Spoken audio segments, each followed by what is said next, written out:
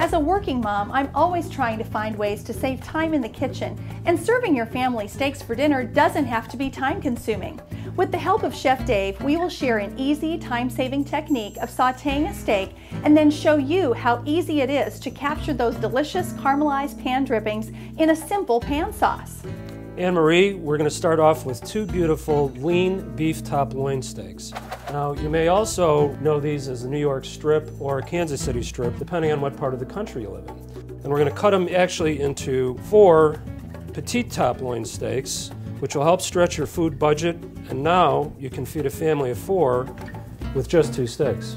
The important thing to remember is to use a skillet that's heavy. One that's too thin is going to heat unevenly and will burn those caramelized pan drippings. Now it's time to season our steaks. Dave, tell us what we're using today.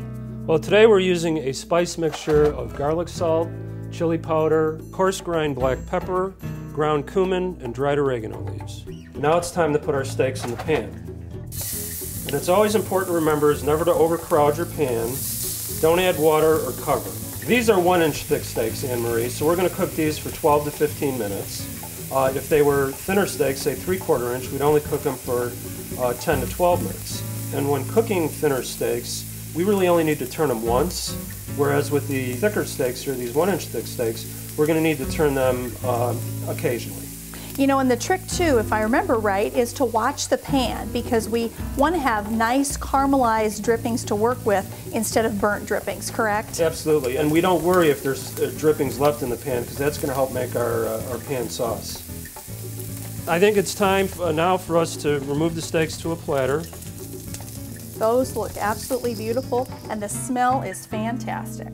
Okay, now what we're going to do is you see that we have some juices left in the pan and some brown bits in the bottom of the pan, and those really have intense flavors. So what we want to do is release those flavors with just a simple pan sauce here. We'll start off with a little bit of beef broth.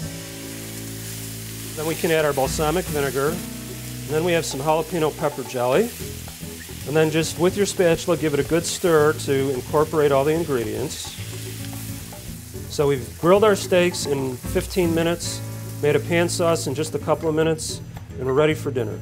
Serve it with veggies and you have a delicious, nutritious meal in a matter of minutes. Beef gives your family the taste they love and the nutrients they need.